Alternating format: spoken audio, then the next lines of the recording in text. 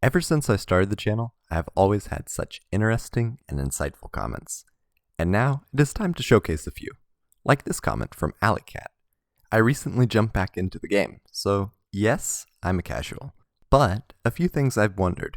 What if monsters had a normal, non-effect type card in addition to the normal effect type printing? Some cards don't give us backstory, and I enjoy the flavor text on normal monsters. Then, what if ritual monsters were extra deck monsters? I know there are archetypes based on ritual cards being in the deck, and yes, that would be messy. I just think that ritual monsters should have been in the extra deck from the get-go. I'm ambivalent towards the idea of increasing the size of the extra deck. Extra deck can be OP, and the ramifications of it getting bigger are beyond me. I also think all monsters should have a little flavor text. Almost all Magic cards get flavor text, and there is even precedent in Yu-Gi-Oh! With the illegal monster, Masahiro the Dark Clown, with the translated text. The key to victory is to never quit believing in your deck. That card in general is just awesome though, with the ability to copy the effect of a flip effect monster in your graveyard, which would be fantastic with Pot of the Forbidden, and maybe a little prediction princess action too. But I should probably stick to only one what-if question at a time. Of course, then, Alleycat successfully predicts one of the future what-if videos, one focusing on rebalancing old ritual monsters, although I go in a bit of a different direction. I also get lovely comments like this one from PRA Mac Mercade. You've probably been told this before, but you have the perfect voice for narration. I really appreciate the compliment, and although I would love to be able to do the in a world type narration, I think I am working on playing toward my range pretty well at the moment. But I think one thing has really been on everyone's mind lately. The long-awaited follow-up to the What If Deckmasters video, especially since a certain alternate format was leaked.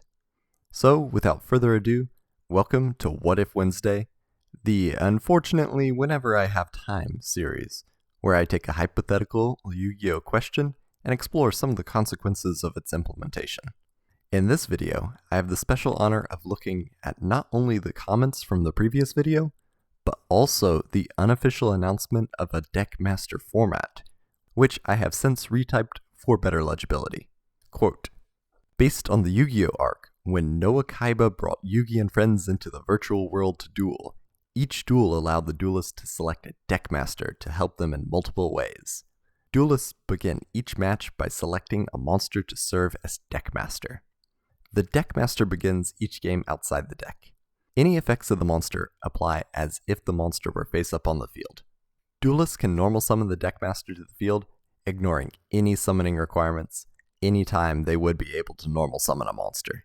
No tributes are required for higher level monsters, and no materials are needed for fusion monsters, synchro monsters, XYZ monsters, and link monsters. If the Deckmaster is destroyed, the duelist loses the game. End quote. Quickly, I'm going to summarize some of my mixed thoughts on the official rules, as they do clarify a few key details, but then lose me with some of the ambiguity. The comment section has quite a few detailed ideas on their own to help fill in the gaps. First rule states that the Deckmaster is not part of the main deck, but not specifically where it is, so I think there is probably its own dedicated zone. Think the command zone from Magic the Gathering. The next rule is big, confirming that all Deckmasters have their effects active as if they were face up on the field, which is a huge game changer. There is an MTG keyword called Eminence, which allows commanders to extend their effects from the command zone, and right off the bat, I am thinking this would lead to a floodgate-heavy format with cards like Vanity's Ruler or Majesty's Fiend. Yikes. We then get clarification on when the Deckmaster can be brought out, with weirdly inclusive language. Any time they would be able to normal summon a monster, to include the window for cards like Constellar Pollux, as well as cards like Rival Arrival or free-range monsters. There is a corollary which removes the need for tributes or materials, which makes me question if XYZ monsters come out with material, since the section confirms that any type of monster, main or extra deck, is allowed to be a Deckmaster. Messy ambiguity.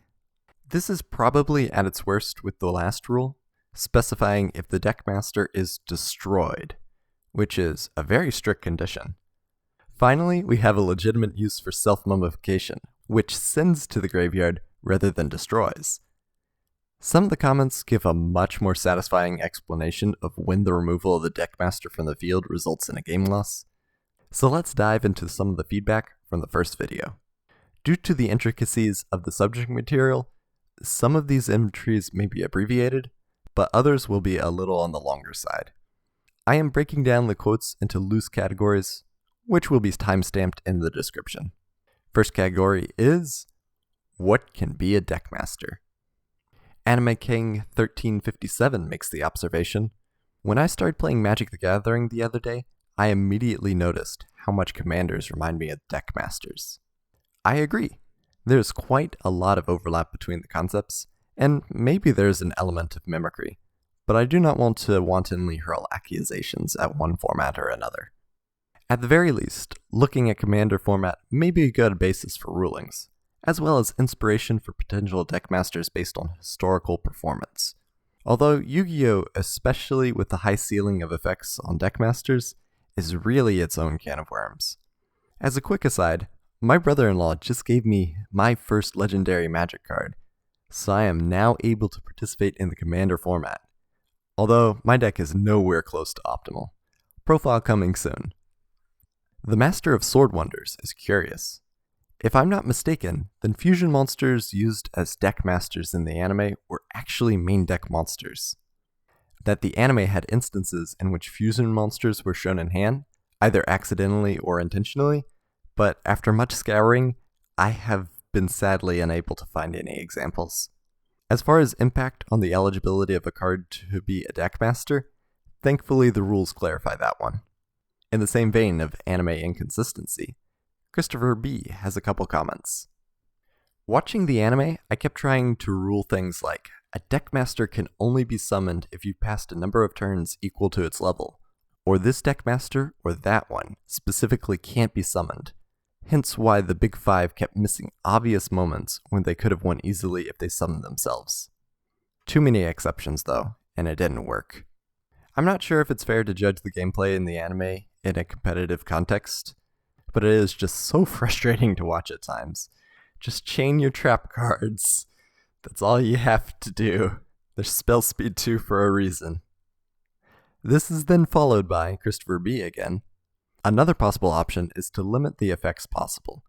Any monster you started with as a Deckmaster in the show only had one overall effect, with the additional effects being ported into the Deckmaster ability, e.g. Nightmare Penguin. Wait, Super Robo Yoro. Never mind. I don't know what's going on with Super Robo Yoro. Where is Super Robo Lady? They missed a great opportunity to have an actual tag team synergy with Serenity. Maybe the weird use of Super Robo Yaro is a consequence of Tristan being bad at the game, but that might be reaching. And then Duke is just there playing Dungeon Dice Monsters again, because he doesn't have skill to play a real card game instead of relying on the luck of the die. I happen to go back to watch the episodes for a future comment that will be featured in a little while. Then regarding the impact on the main game, Sam DeMario has a question on how the implementation of Deckmasters might cause a dominant strategy. Interesting topic. I wonder how Deckmasters implementation would affect Exodia decks. I have thought about this a good amount, and the best cards I can think about for adding Exodia pieces are Magical Abductor or Lemon Magician Girl, but those are both once per turn. It might end up helping with Exodia FTK strategies, boosting consistency a good bit, but I can't find a surefire FTK yet. And if it does become a dominant strategy, then you might see Thunder King Ryo or similar cards becoming Deckmasters just to shut it out completely. Moving on to how Deckmasters might be balanced. This is where some of the really creative suggestions shine, starting with the general outline of the rules by Ultra Instinct Goku Black. Perhaps he is the one to rival Shaggy. The person who made a Deckmaster template made a few rules that I would consider to be easy to implement. 1. Deckmaster monsters in your deck are not treated as Deckmaster monsters unless they are chosen to be in your Deckmaster zone at the start of the duel. Therefore, they are unaffected by any and all effects targeting Deckmaster monsters. 2. Both players start the duel with their Deckmaster face up in their respective Deckmaster zone. 3. You can only have one Deckmaster per duel, except by card effects / mechanics. As a quick aside, this might be room to implement something like the companion commander mechanics, where you could have multiple commanders at the same time. Interesting thought. 4. You can special summon it from the Deckmaster zone during your main phase. 5. If your Deckmaster leaves the field to summon a monster, or if it is used as Fusion, Synchro, or Xyz material, that summoned monster gains the Deckmaster's effects and is treated as your Deckmaster. If multiple monsters are summoned this way, you choose which one gains its Deckmaster effects and is treated as your Deckmaster. 6. If a Deckmaster would return to your hand or deck, it returns to the Deckmaster zone instead, except for summoning. If it would return to the deck or hand to summon a monster, send it to the graveyard instead. 7. Deckmaster monsters cannot be flipped face down. 8. Possession of Deckmaster monsters cannot switch. This is a great set of rules, and helps to remove some ambiguity on chain of succession, especially what happens if control of your Deckmaster shifts, by just removing that question entirely. Andrew Vierson then comments, "Great video as always, amazing ideas." Thank you, Andrew. My guess would be that this would essentially create an entirely new game, or, like you said, new prints and runs of cards. The balance tip in the favor of monsters with powerful floodgate effects is too steep. However, if you allow Deckmasters to conduct attacks from their zone, and allowed them to gain their abilities by using something similar to Gemini's summoning. However, since the balance of Yu-Gi-Oh! Has tipped to special summoning, it should cost your normal summon and destroy all special summon monsters on your side of the field. The monster's defense can be seen as health, and can only be targeted for attack once you choose to defend with it, or the other Deckmaster chooses to attack it. You can give life points to bring it back with that amount of HP. This way, the spirit of starting a game of Yu-Gi-Oh! Well before the actual match, the deck building phase, would really shine. You could choose to use your Deckmaster as a shield, a sword, a spell that's black, red, white, or blue, or any combination of the two. It looks like normal cards would be eligible for Deckmasters, which is going to be the Wild West, at least during some of the growing pains of the format. I love the idea of reworking the Gemini summon to help balance the monsters, and the special hurricane-like border wipe is a pretty steep way to help reduce their power level. Then the concept of being able to dynamically change the health of your Deckmaster really opens up room for player expression, and maybe interesting situations where you must weigh your life points compared to those of your Deckmasters, especially if burn damage can target your Deckmaster. This is actually moving in a pretty familiar direction though, that being converging towards Planeswalkers, which is actually something touched down on by Gauther's Tavern. Have you ever heard of those special events held in stores in Japan, where 3 or so duelists take on one giant boss monster with insane effects and attack? It's kinda like what you were talking about here. You should definitely look into that. It's neat. As far as the topic itself, I've always been partial to the idea of Planeswalkers in Yu-Gi-Oh! Cards that act as a second player rather than an avatar. There is further explanation on boss duels responding to another commenter, which I have omitted for the moment. First off, boss duels are amazing, and definitely something I would like to see more of in the future, especially if they can be integrated as part of a story mode in a video game. But I have been daydreaming about my perfect Yu-Gi-Oh! RPG for quite some time. Second, I am not sure how they would act as a second player, but it might be interesting to have an AI companion, which has access to a small pool of cards, or even its own little deck for support. On the same note of Magic crossover, Tio Zura das Exitas translated several of the rules from the Commander format. My suggestion would be alterations to the formula presented in the anime. Singleton format. All cards are at 1. Special restriction list can be applied to unlimit or ban some cards. Who can be a Deckmaster? Any monster who can be normal summoned or set. Monster identity. Your deck should contain only cards from the archetype or monsters with the same attribute and type, or cards which support the attribute and type. If even all the cards permitted in the pool aren't enough to make a 40-card deck, anything not banned can fill up the space left. Summoning the Master. Every summon of the Master is a normal summon and also a Dimension summon, as seen in the Dark Side of Dimensions movie. If the Master leaves the field, it can go back to the Master Zone and have a Master tax, with the Deck Master counting as a monster 2 levels higher for each time it was summoned since its first normal summon.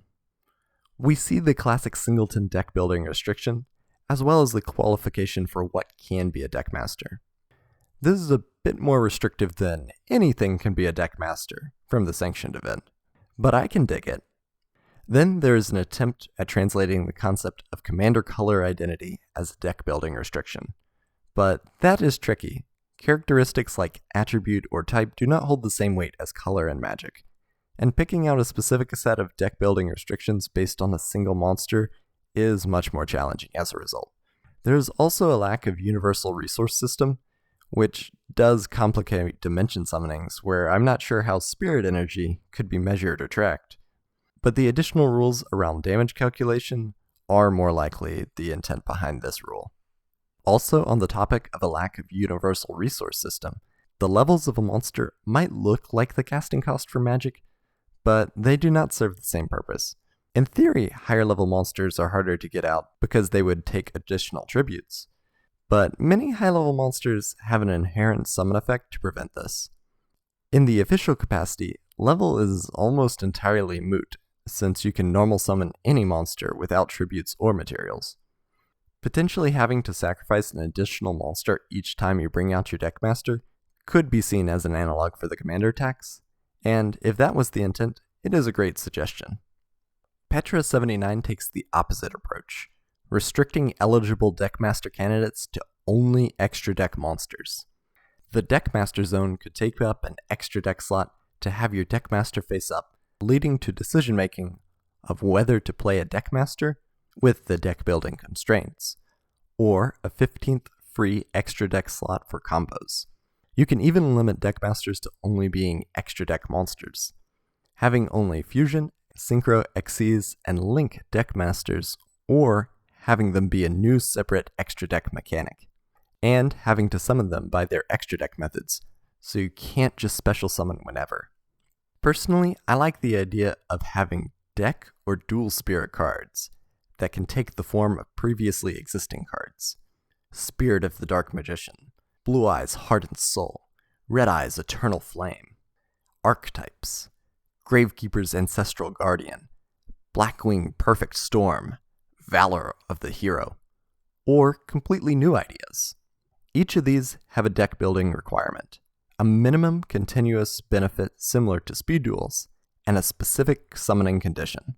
Some example could be having 7 Crystal Beasts of different names for a Crystal Beast Spirit, which requires 3 or more monsters in the spell or trap zone to be brought out.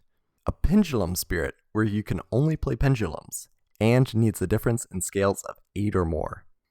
Activating 4 or more spell cards to bring out Spirit of the Dark Magicians, etc. I would also have it where deck spirits return to their respective zones at the end of the turn / start of your next turn. Maybe even having the more powerful spirits having negative continuous effects as well. In order to properly moderate power levels in a more competitive format, new cards would likely have to be printed. But at the moment, anything goes. I am really excited by the idea of dual spirits having more influence on the physical card game, as they were one of the elements of GX I particularly enjoyed, with Jaden, but especially with Chaz, having a deck absolutely filled with them. The individual and archetypal cards mentioned were also really interesting, and it just makes me want an alternate format centered around the new cards. But between the skill cards and now this alternate format, we're starting to get spoiled by choice when considering passive modifier cards layered on top of the existing game. Sounds like kitchen table fun, and I can always get behind that. The sentiment of deck building restrictions is then echoed by Pika Gammer plus Pizza. I like the idea of making deckmasters limit your deck by types, attributes, and/or archetypes, and making new/retraining old cards for deckmaster versions, as that would make managing the card's power level much easier. But I'd like to add two other ideas: specific summoning conditions and total destruction conditions, along with a few other random ones. The specific summoning conditions would be written similar to summoning conditions for extra deck monsters, only they would need to be fulfilled to special summon your deckmaster, hopefully limiting the potential of summoning a 3k beater with no cost, and possibly future-proof an eventual deckmaster that has different effects if it's in the deckmaster zone or on the field.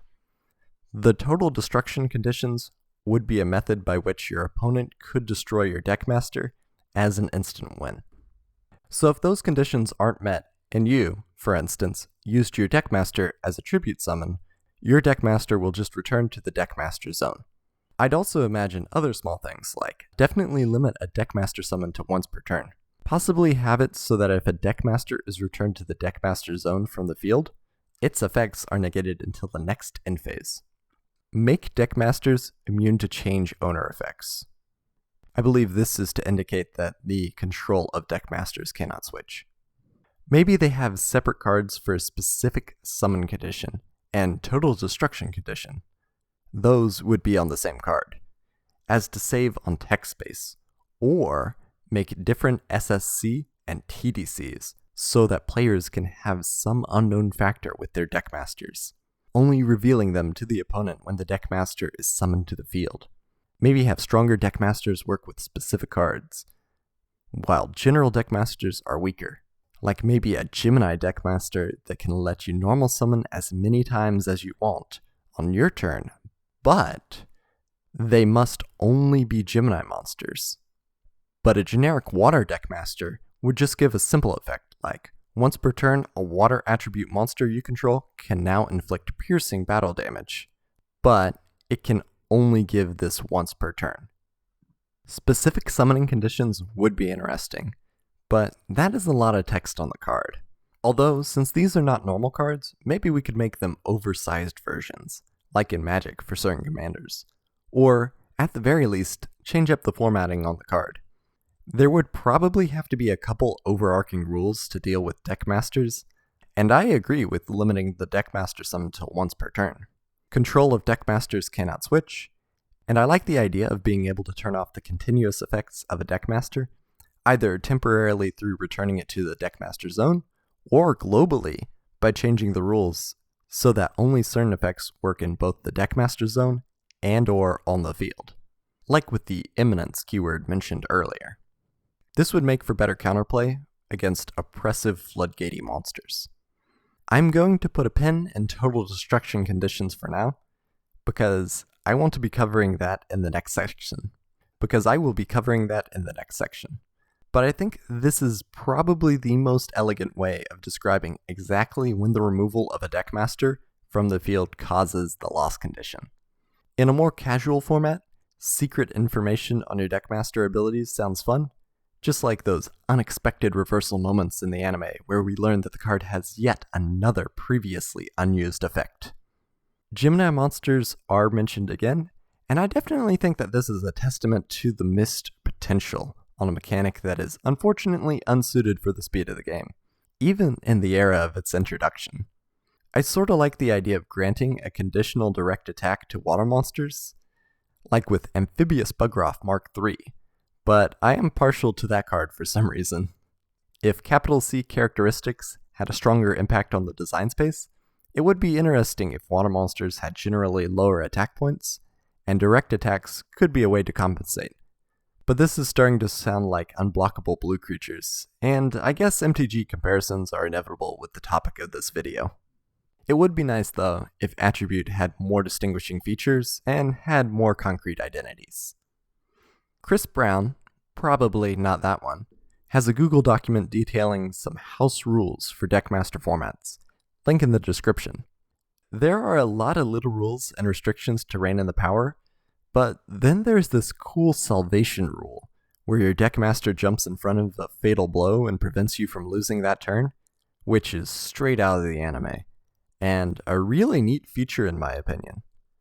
Now, on to the final category of comments: total destruction conditions and deckmaster destruction mechanics. Two different commenters asked a question to the effect of, what if a monster removes itself from the field through its own effect? Both using a Stardust Dragon monster as an example. Weird coincidence. The anime had the perfect opportunity to illustrate this with Strike Ninja, who has an effect to temporarily banish itself to dodge removal and other effects. But Duke's gotta play with his dice. At least there was this cool hand sign sequence where Strike Ninja was used to activate Tristan's trap card. There's also a moment when Shinato, King of a Higher Plane, would be destroyed by Cyberjar, but instead, it activates its second effect to return itself to the Deckmaster zone. But this might just be a special Deckmaster ability, and not a global rule. Although Noah says that Cyberjar targets, which is just wrong, and Noah might be cheating, making up the rules as he goes along, which is pretty par for the anime, to be honest. Then regarding my kaiju philosophical question, if the opponent were to tribute your Deckmaster for the kaiju, I think it would technically count as you losing, since that tribute wasn't intentionally done by the player who owned the tributed Deckmaster. I think the Deckmaster can be used as summoning materials, as long as it's done by the Deckmaster's original owner. I think this is the best conclusion for kaijus and other similar cards, where you can use your Deckmaster as a sort of material or tribute, but as soon as the removal of the Deckmaster occurs due to your opponent's action, it leads to a game loss. This would include the opponent's card effects which send to the graveyard rather than destroying the monster, or if an opponent's card banishes the Deckmaster permanently, like with Dark Core. In both instances, it would result in a game loss. I think self-mummification on your own Deckmaster should also lead to a game loss, but cards like Interdimensional Matter Transporter would probably work fine. This leads directly into Pika Gamer plus Pizza's other comment, a description of total destruction conditions. It's not really a concept I think has exact parallels in other games, or at least ones I'm aware of. But I'll try to give a more detailed explanation. While cards like Extra Deck Monsters require certain monsters to be summoned, the concept of total destruction condition would be a reverse of this. The result of meeting that condition would mean the destruction of the Deckmaster as long as it is acting as a normal monster on the field. I would imagine these conditions to be somewhat unique for each Deckmaster, but I can give a hypothetical example. And sorry if I mess up exact Yu-Gi-Oh! Terminology. I have a Deckmaster version of Dark Sage, and its total destruction condition would be that when a card that used a Dark Magician as a material or tribute is destroyed by an opponent, meaning that if I had this Dark Sage on the field at the same time as when my Red Eye's Dark Dragoon is destroyed, the total destruction condition would be met, and I would instantly lose the duel. I would also have the conditions be directly linked to either the Deckmaster's special summoning conditions, such as only after a card that has Dark Magician and its card text leaves the field, or its deck requirements, like it needing at least 20 cards that have the word Dark Magician in its card text, in order to be your Deckmaster. This was mainly a way to adapt the idea of, if a Deckmaster is destroyed, then you lose the duel, while also trying to avoid confusions, like using your Deckmaster as material for something else, and this new thing becoming your Deckmaster. I suppose answering the classic philosophical question, no, my opponent's kaiju does not become my Deckmaster. This explanation is far superior to the single line given in the alternate format description, and I think it perfectly suits the spirit of the format. Although there is one other fringe situation described by the commenter 10. Has Bubbleman as Deckmaster. Gamma Seal's your Deckmaster. Then uses Super Poly with a Gamma Seal and Bubbleman to special summon Absolute Zero.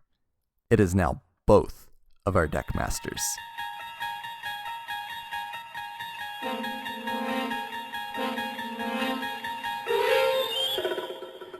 Practically, super polymerization would probably cause a game loss for the opponent in this circumstance, But Super Poly in particular is handled pretty weirdly in the anime. I mean, Jaden uses it to fuse his spirit and Yubel's together, which is totally legal in tournament play, by the way. But then it leads to a situation to which I was previously unaware. Since I had watched the Japanese sub-GX starting in the middle of the third season, it actually happens to be the first anime that I watched with subtitles. But that meant that I saw the third season end and the fourth begin. If you were watching the dub, though, the series ends right after Yubel and Jaden fuse, with the implication that Jaden is just gone. It really makes me wonder, what if Jaden wasn't there for season 4? Next time, we tackle another anime what if, featuring my beloved GX.